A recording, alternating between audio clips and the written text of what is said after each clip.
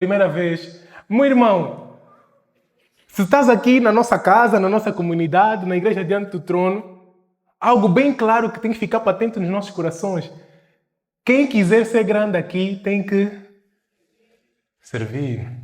Não há outra maneira de ser grande. E é assim que nós nos identificamos. E tem que haver essa competição entre nós. Quem é que serve mais? É para servir o Vanderlei, eu vou. Faça limonada, grelho a carne. É para arrumar a mesa, vamos. E ontem existia isso. Quem fazia a melhor salada? Quem é que arrumava melhor a mesa? Quem é que temperava melhor a carne? Essa é que é a competição que é necessária existir na comunidade cristã. Quem faz mais bem à sociedade? Quem é que serve mais aos outros? Quem é que vai mais ao camisungo? Quem é que semeia mais em prol da vida do irmão que está em necessidade? A Bíblia dizia que eles comunhavam e perseveravam no partir do pão, na oração. Havia uma distribuição dos recursos. Quem tinha mais, dava a quem tinha menos. E todo mundo servia. Todo mundo liderava. Todo mundo estava na frente do processo, porque o objetivo da nossa vida só tem que ser um: liderar, servir e ser igual a Cristo. Fazer o mesmo que Ele fez. A liderança do reino é completamente diferente. É ajudar, é levantar, é entregar, é abençoar. E é assim que Jesus encerra logo aquela discussão. Aquilo que estava a acontecer. Aí vocês querem ser grandes? Vocês querem sentar? Olha, percebam que eu próprio, que sou o vosso rabi, o vosso mestre, eu não vim para ser servido, eu vim para servir. E se Jesus serviu, meu irmão, quem somos nós para não servir? Pergunta ao irmão que está ao seu lado: irmão, quem és tu para não servir? Pergunta ao outro: quem és tu para não servir? Meu irmão, no reino, e eu não entendo porque é que muita gente tem essa vontade de ser pastor, ser o profeta, ser o evangelista, ser o superstar do power, do fogo. Porque no reino, meu irmão, liderança não é privilégio, é responsabilidade. Está no lugar desse senhor que está aqui, o pastor Cassiano, dos outros senhores que não estão aqui, não se encontram cá neste momento. Meu irmão, é uma responsabilidade muito grande. E às vezes as pessoas vêm ter comigo e chamam-me pastor. Eu pastor? Não faça isso, meu irmão. O pastor Fernando está a olhar com uma cara tipo: espera, vou te apanhar na esquina. Meu irmão, não façam isso. Imaginem o que é ter que carregar a cruz de uma comunidade inteira. Sacrificar do seu tempo, da sua vida, dos seus recursos financeiros. Orar por nós a tempo e fora de tempo. Receber chamada de irmãos às 3, às 4, às 5 da manhã. Estar com a sua família e ter que sair e ir para o hospital porque o irmão precisa de oração pelo familiar que está doente e está a morrer. Meu irmão, nós que somos só meros servos temos uma vida fácil. Porque liderança é responsabilidade. Liderança não é autoridade sobre os outros. Liderança, meus irmãos, é autoridade para servir aos outros. Deus dá-nos essa autoridade para que nós possamos servir a todo mundo, servir a uma comunidade.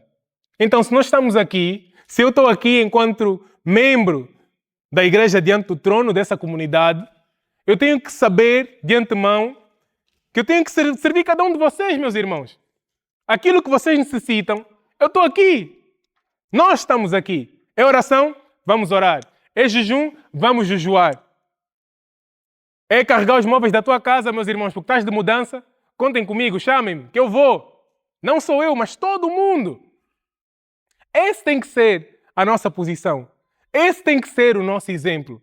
Porque é através deste posicionamento, é através desta comunicação que as pessoas conseguem perceber que realmente existe Cristo nas nossas vidas. Não é por aquilo que nós ostentamos de riqueza, de poder, de bens materiais e físicos, mas é a maneira como nós tratamos uns aos outros. O meu tratamento para com o meu irmão, para com o membro da minha comunidade, vai comunicar o Cristo que eu sirvo. E graças a Deus, nós somos uma igreja que é grandemente abençoada por Cristo. Nós temos uma igreja onde Deus tem levantado pessoas e tem posto essas pessoas em sítios muito específicos para que a graça dele, o poder dele, se manifeste num mundo que jaz no maligno, num mundo que precisa ser transformado pela palavra, numa sociedade que está a morrer, que está completamente desviada e precisa de um Cristo. E a minha pergunta é, meus irmãos, o que é que nós temos feito com essa capacitação que Deus nos tem dado em qualquer sítio? Há irmãos que foram chamados aqui para serem empresários, outros para serem domésticos, outros para estarem no aparelho de Estado. E a minha questão é, será que eu tenho liderado da maneira como Cristo liderou? Será que eu tenho apontado para Cristo? Se eu chamar aqui algum funcionário meu, imagina se eu sou PCA de alguma empresa, se eu sou um empresário, se eu sou um chefe de departamento, qual é o testemunho que as pessoas que estão sobre a minha liderança vão ter de mim? Será que se nós chamarmos alguém que trabalha contigo, Abdel, ela vai dizer, não, o chefe Abdel é alguém que realmente está aqui e dá a vida por nós? Ou vai dizer, esse chefe nem me cumprimenta. O chefe, eu passo por ele e, meu irmão, o problema da igreja é esse. Nós nunca sabemos quem vai entrar por aquela porta. Nunca sabemos, meus irmãos. Então, nós temos que estar sempre prontos a comunicar Cristo. Nós temos que estar sempre prontos a viver por Cristo. Nós temos que estar sempre prontos a representar Cristo da melhor maneira possível. Porque quando acontecer alguma coisa, quando entrar alguém por aquela porta e ver que afinal... Obrigado. Já estava embalado, sem microfone. E ver que afinal o irmão X, o irmão Y, está aqui, cultua no nosso meio. Ela vai perceber, faz sentido. Faz sentido o porquê do chefe estar sempre ali comigo, ajudar, importar-se. Quando eu passo por alguma situação, faz sentido. É esse Jesus. Afinal, é o Cristo que está nele, é o Cristo que habita nele. Afinal, ele consegue perceber que cargo não é nada. Como dizia Paulo, é esterco diante daquilo que Cristo é e nos pode dar. Afinal, Cristo realmente transforma vidas. E, meu irmão, e tu vais perceber que num sítio de 1000 pessoas, de 200 pessoas, 300 pessoas, 20, 10, 15, o que for, para onde Deus te chamou, para tu estás nesse processo de liderança, aquele grupo todo será impactado pelo teu posicionamento, pela tua liderança e pela forma como tu comunicas Cristo. Mas também, não é só quem tem um cargo que lidera. Cada um de nós, enquanto servos de Deus, todos nós temos e teremos influência. Obrigado. Podemos não ter títulos, meus irmãos. Podemos não ser pastores, profetas, evangelistas. Podemos não ser ministros, presidentes, PCAs. Mas vamos sempre ter influência em algum local. E liderança é isso. Liderança é uma influência guiada pelo serviço. Então eu percebo que, enquanto esposo, eu tenho que liderar um processo. E aprendemos isso ontem. Enquanto esposa, também vai liderar um processo. Enquanto filho, eu vou liderar um outro processo. Enquanto estudante de faculdade ou de ensino básico, eu vou liderar outro processo. Enquanto trabalhador, enquanto membro desta comunidade, nós vamos liderar processos. Então nós temos que ser daqueles que realmente se apresentam ao serviço. O que é preciso fazer no novo templo? É pintar? Eu vou pintar. Mas, irmão, e nós já sabemos que mesmo que tu não saibas pintar, meu irmão, vai O teu risco na parede vai contar. Risca a sua parede, Deus gosta. A minha filha, quando pega nas canetas e vai, começa a riscar, faz assim, Picasso. Eu olho, a mãe fica mais preocupada, mas eu olho e digo, oh, talentosa. E o mesmo acontece conosco, meu irmão. O dar o passo para servir, o dar o passo para fazer. Está-me a vir outro exemplo da minha filha, não sei porquê, mas vou continuar. Ela, papai, quero cozinhar. Como assim? Deixa-me cozinhar contigo. Tá bom, então vem, vai, tá aqui, senta. Senta não, fica aqui de pé, não toca no fogão. E ela tá ali. Papai, quero arrumar. Tá bom, arruma. Papai, quero conduzir. A mãe não está a ouvir. Tá bom, vem aqui. Senta no colo. E é isso que acontece com Deus. Nós não somos insuficientes para servir a Deus. Nós não somos insuficientes para darmos aquilo que de melhor nós temos, que é o nosso tempo, o nosso coração e o nosso esforço. Qualquer coisa, meu irmão. Vocês têm que falar com o pastor e perguntar, pastor, o que é que eu posso fazer? Aonde é que eu posso servir? Porque assim eu estou a perceber que Deus me está a chamar para ser líder, para liderar algum processo, mas eu só consigo liderar se eu servir. Então, pastor, aonde? Põe-me a servir porque eu estou aflito se eu não servir. Não podemos ser só irmãos que vêm, sentam e vão embora. Não. Temos que servir, meus irmãos. O reino precisa de nós. O reino precisa de ti. O reino não se faz sozinho. Os teus braços, as tuas orações, os teus joelhos no chão, as tuas ofertas, dízimos, o teu jejum, o teu pintar parede, montar peladura, limpar o espaço, preparar o espaço para receber a comunidade. Este é o nível mais puro e mais alto de liderança. Porque liderar, meus irmãos, é nós colocarmos a necessidade dos outros acima das nossas próprias necessidades. Podemos ir até Filipenses 2.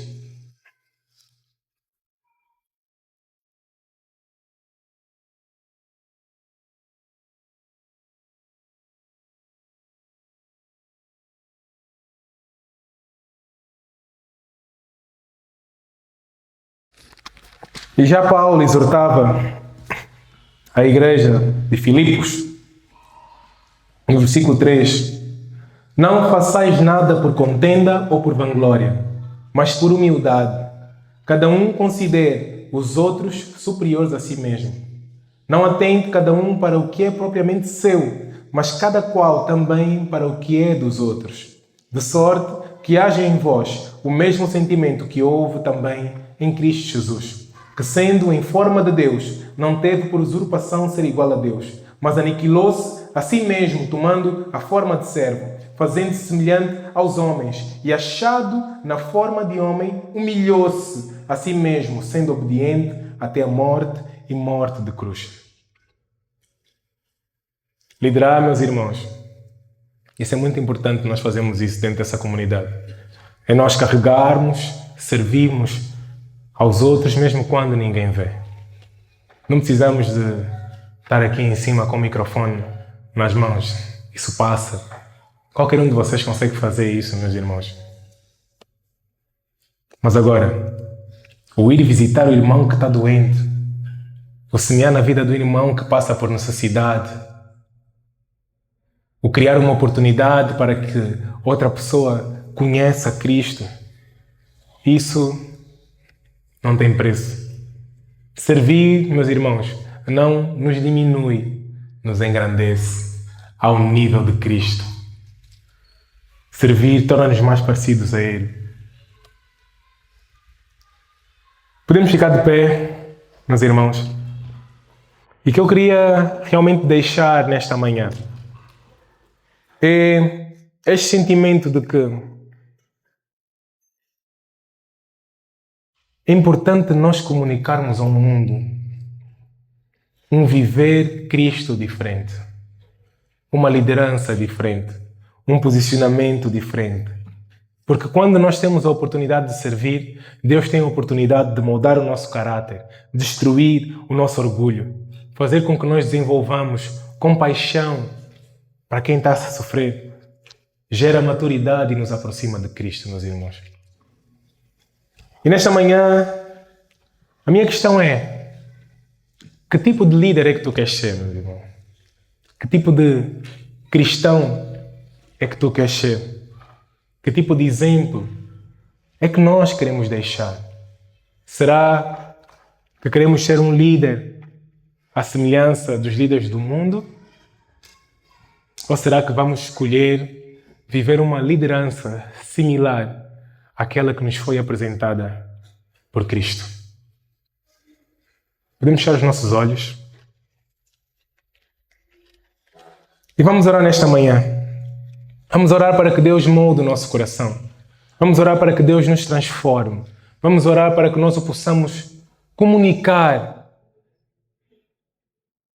a um mundo que está perdido. Meus irmãos, eu realmente acredito que cada um de nós que está aqui vai revolucionar Angola, vai revolucionar o Brasil, vai revolucionar o mundo, vai revolucionar outros países, outras latitudes.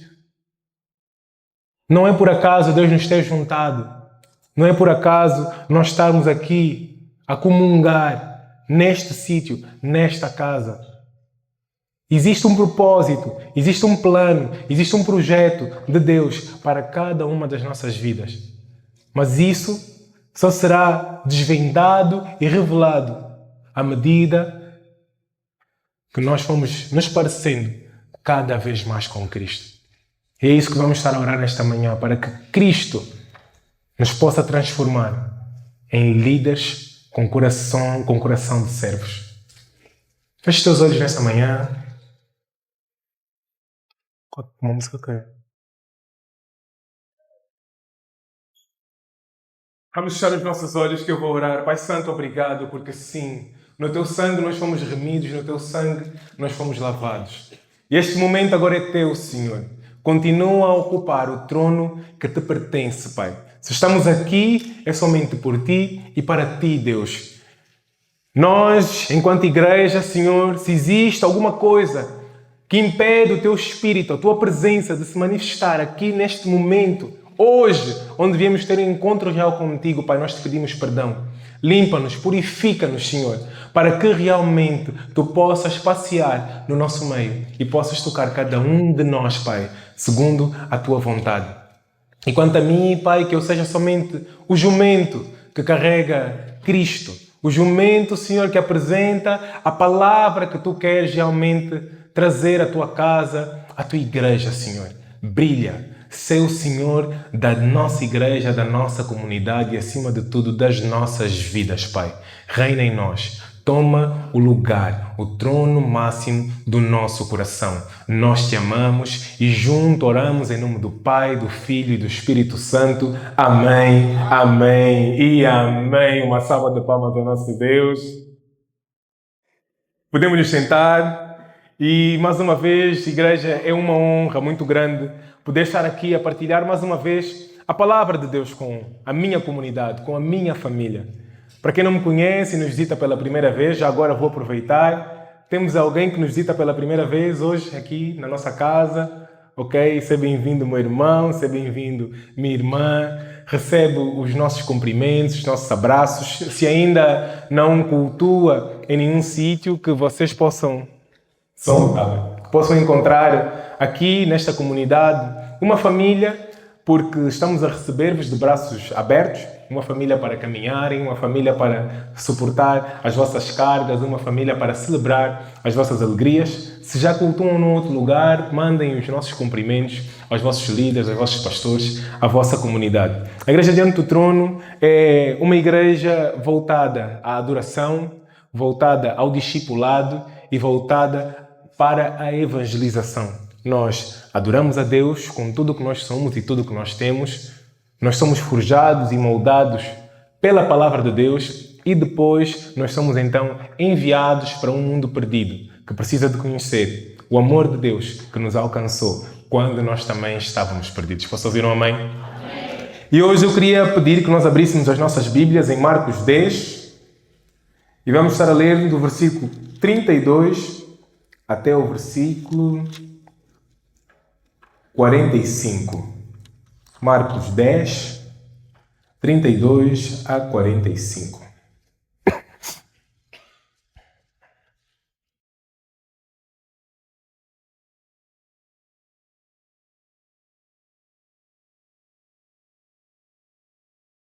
E assim nos diz a palavra do Senhor. Iam no caminho, subindo para Jerusalém. E Jesus ia adiante deles. E eles maravilhavam-se e seguiam-no, atemorizados. E, tornando a tomar consigo os 12, começou a dizer-lhes as coisas que lhe deviam sobrevir, dizendo: Eis que nós subimos a Jerusalém, e o Filho do Homem será entregue aos príncipes dos sacerdotes e aos escribas, e o condenarão à morte, e o entregarão aos gentios. E o escarnecerão, e o açoitarão, e cuspirão nele, e o matarão. E ao terceiro dia ressuscitará. E aproximando-se dele Tiago e João, filhos de Zebedeu, dizendo: Mestre, queríamos que nos fizesses o que nós pedirmos. E ele lhes disse: Que quereis que vos faça? E eles lhe disseram: Concede-nos que, na tua glória, nos assentemos um à tua direita e outro à tua esquerda. Mas Jesus lhes disse: Não sabeis o que pedis. Podeis vós beber o cálice que eu bebo e ser batizados com o batismo com que eu sou batizado? E eles lhe disseram: Podemos. Jesus, porém, disse-lhes: Em verdade, vós bebereis o cálice que eu beber e sereis batizados com o batismo com que eu sou batizado. Mas o assentar-se à minha direita ou à minha esquerda não pertence a mim concedê-lo, mas isso é para aqueles a quem está reservado. E os 12, tendo ouvido isto, começaram a indignar-se contra Tiago e João. Mas Jesus, chamando-os a si, disse-lhes: Sabeis que os que julgam ser príncipes das gentes, delas se assenhoreiam, e os seus grandes usam de autoridade sobre elas. Mas entre vós não será assim. Antes, qualquer entre vós que quiser ser grande será vosso servo. E qualquer que de entre vós quiser ser o primeiro será o servo de todos. Porque o Filho do Homem também não veio para servir, para ser servido, mas para servir e dar a sua vida em resgate da de muitos. Palavra da salvação.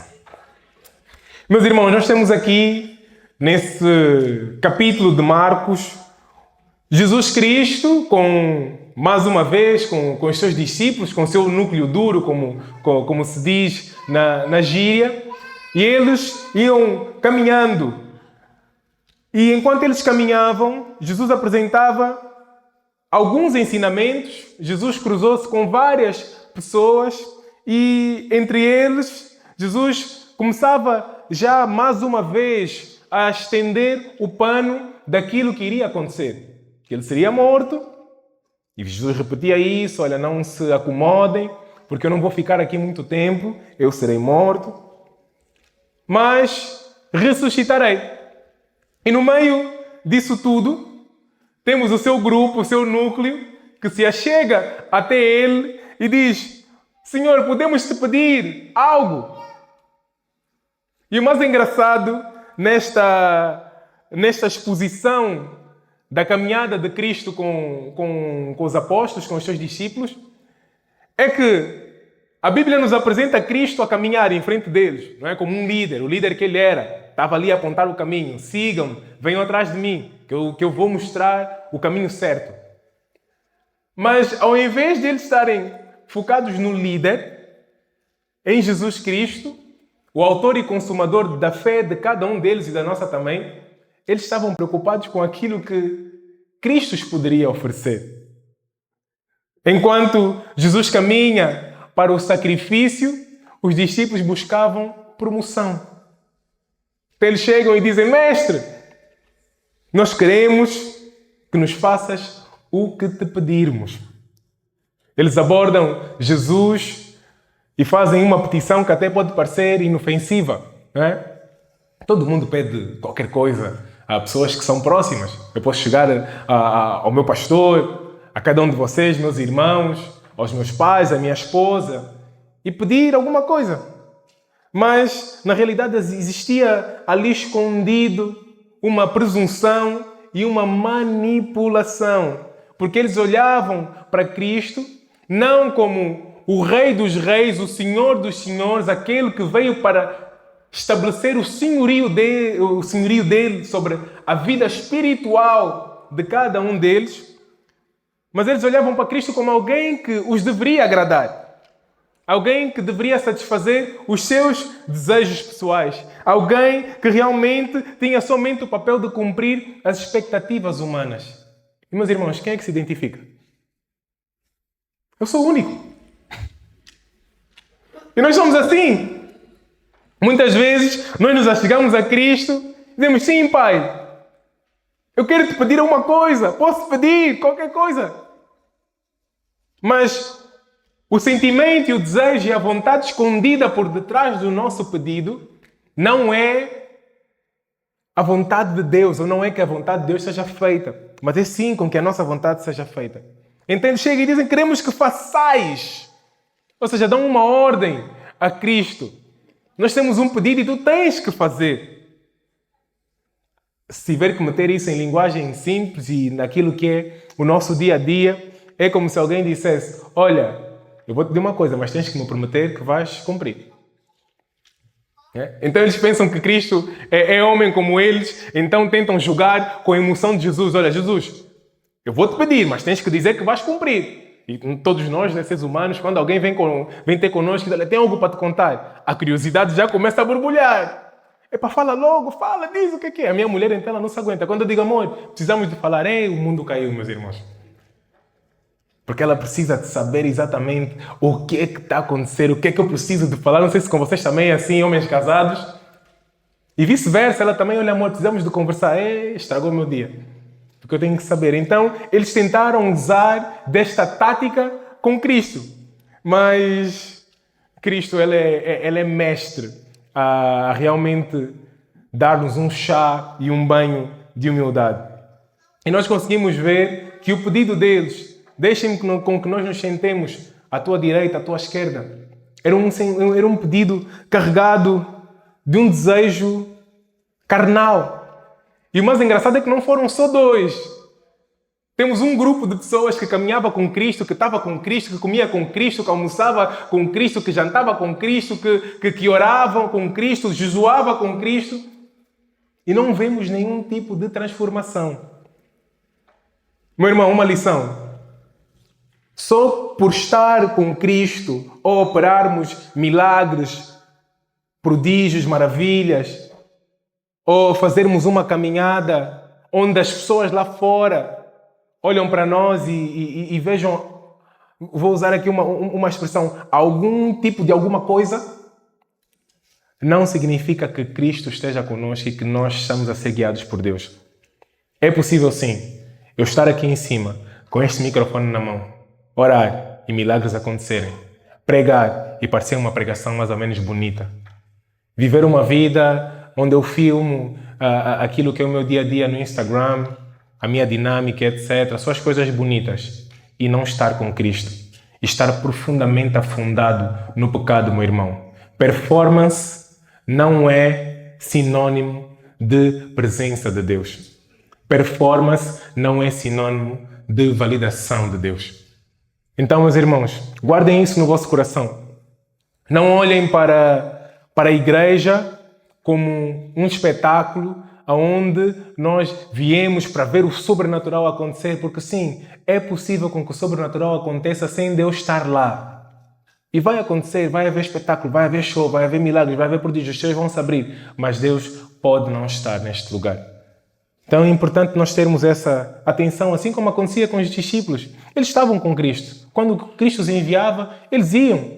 Alguns até conseguiam operar sinais, prodígios e maravilhas, algumas vezes, outros não. O povo vinha, reclamava. Cristo dava mais uma lição e uma mensagem, mas estavam com Cristo.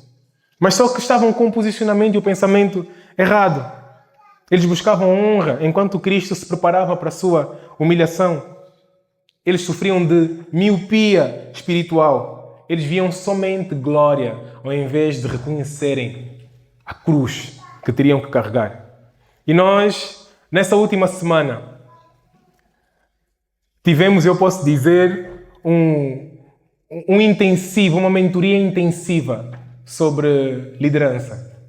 Tivemos ontem o nosso evento de jovens, de Doxa Sai, o nosso evento de homens, e durante 3 dias, nós normalmente estamos com os nossos pastores, principalmente com o pastor Fernando, mas por causa da nossa rotina, da nossa dinâmica, nunca é possível estarmos assim muito tempo.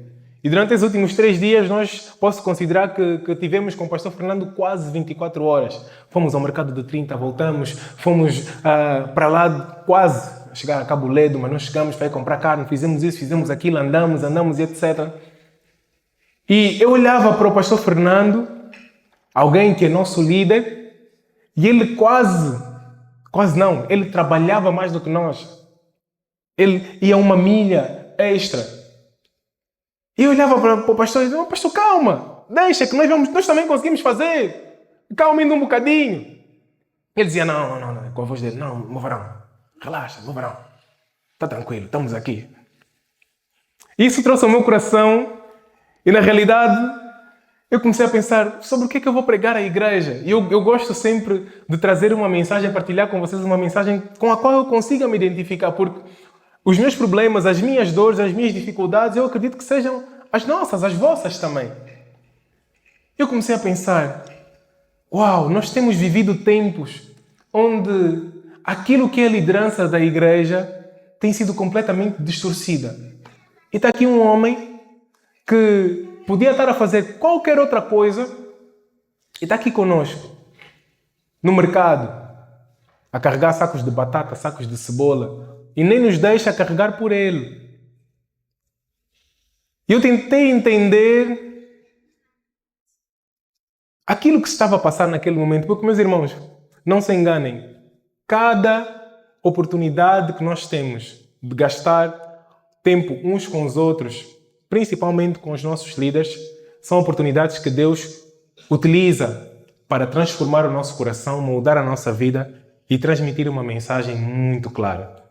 Então comecei a perceber, ok, existe sim um modelo de liderança, existe sim um modelo de comando similar ao modelo de Cristo.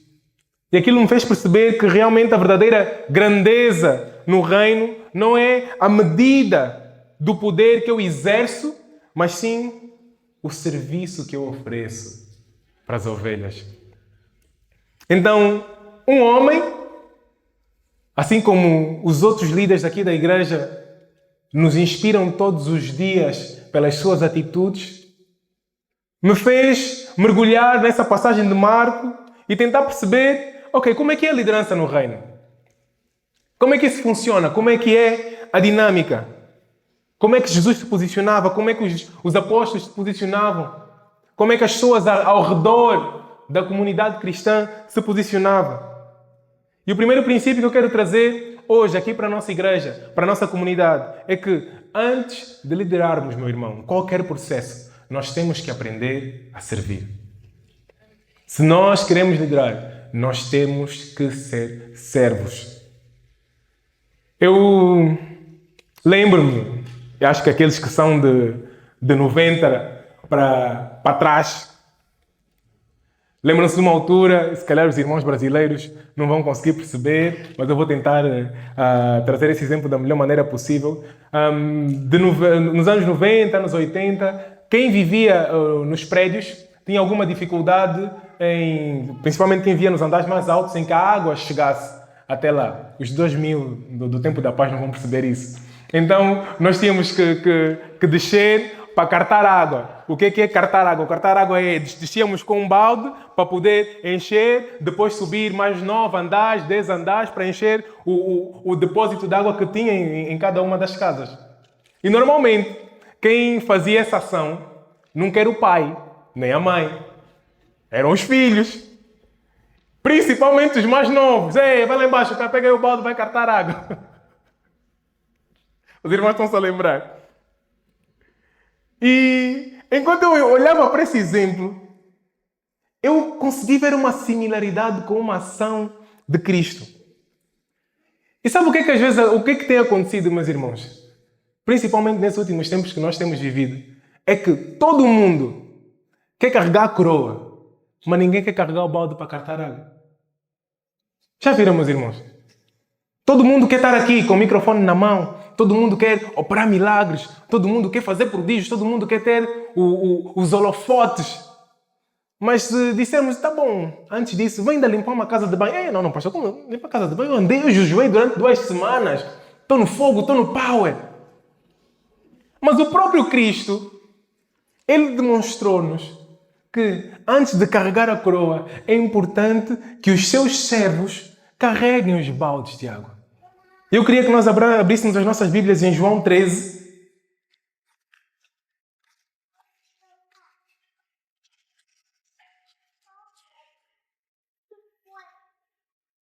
Versículo 1.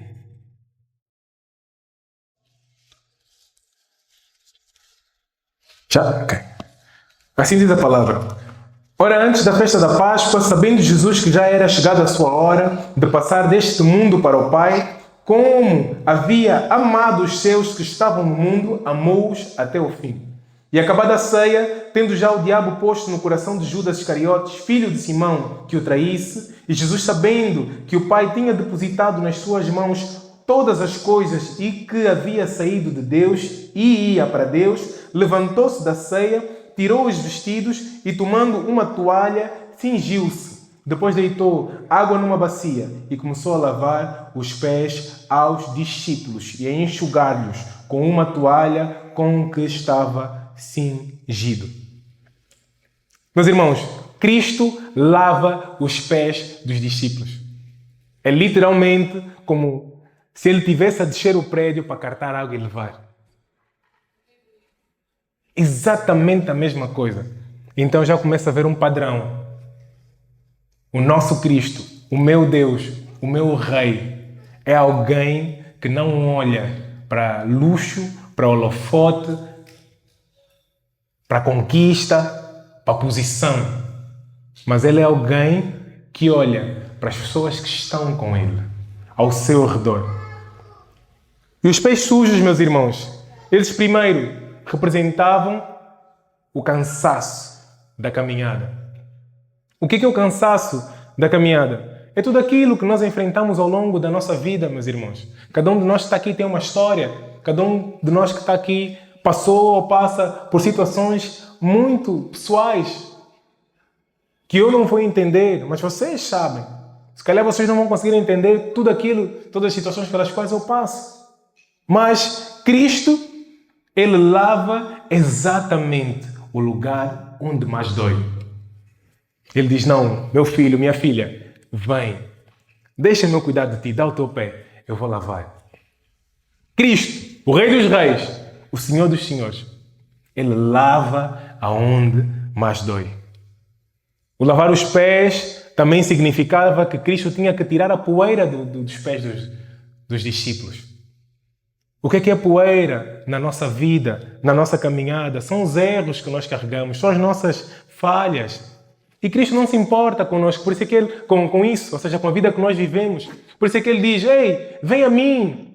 Vós que estáis cansados e oprimidos, vem, não importa o teu passado, não importa os teus erros, não importa as escolhas erradas que tu fizeste antes de me conhecer. O que importa é que eu te amo, o que importa é que eu te quero, o que importa é que eu quero-te perto de mim. O que importa é que eu quero te apresentar um amor que tu nunca conheceste, um amor que excede todo o entendimento. É este amor que eu te quero dar. Então vem, porque no meu seio, no meu colo, nos meus braços, tu estarás protegido e protegida.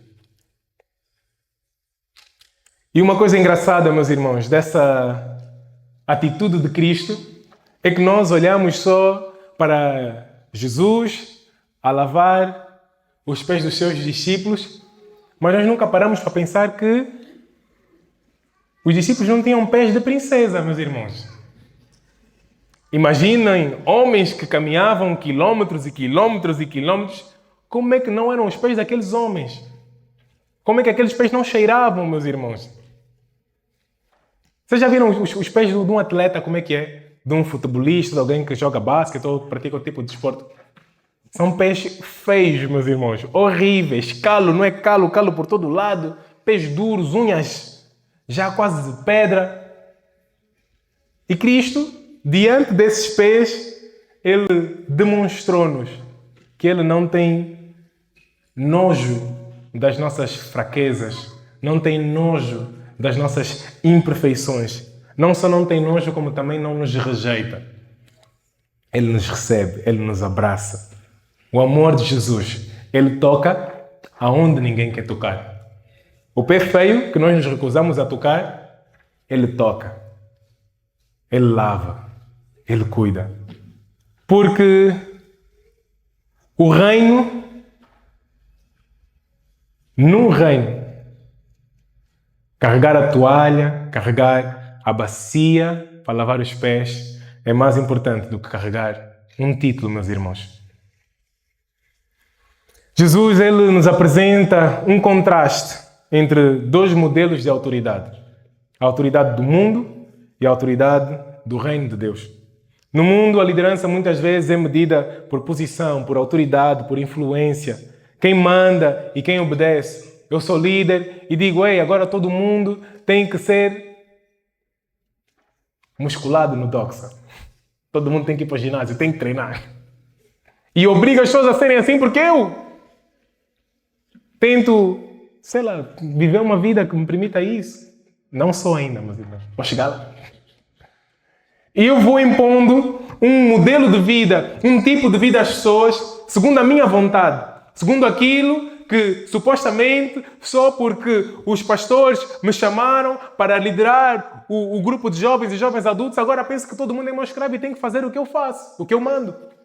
E eu digo salta e eles perguntam até onde, líder Mário, queres que nós saltemos? Não! Mas infelizmente, e vou confessar-vos, meus irmãos, o pastor Fernando teve que trabalhar muito em mim para eu poder ter um outro tipo de posicionamento em relação a algumas coisas que eu vejo no Evangelho. Onde os novos líderes de ministério são chefes de Estado, com escoltas. Os novos ricos, os novos milionários, roupas de grife, da cabeça aos pés. E, meu irmão, se você trabalhar, tiver o teu negócio, está tudo muito bem. Eu acho que não é o modelo ideal de, enquanto liderança, se calhar ter uma exposição material, principalmente quando a igreja necessita de ajuda. Se trabalhar, ok, cada um fica entregue à sua consciência. Mas, meu irmão, com o dízimo dos irmãos, com o dinheiro do povo, não faz sentido. Então reclamava sempre com o pastor, não pode! Deus tem que enviar um raio na cabeça desses todos e morrerem. E o pastor, calma, meu varão. Relaxa. Deus continua a ser soberano. Se há frase que me irrita no pastor Fernando, mas que acaba toda a discussão, Deus continua a ser soberano. O que dizer a isso, mas não tem como. Deus continua a ser soberano. Deus continua a permitir. Deus deixa que isso aconteça. Para que realmente as pessoas consigam ter essa diferença daquilo que é bom e daquilo que é mau. E para também nos dar a oportunidade de conseguirmos viver a 100% um modelo de liderança similar ao de Cristo. No modelo do reino, a liderança ela é descrita por dois termos. Eu vou usar a versão grega desses dois termos. Diáconos e doulos. Diáconos é aquele que serve voluntariamente. Doulos é um escravo. Alguém que vive para servir ao outro.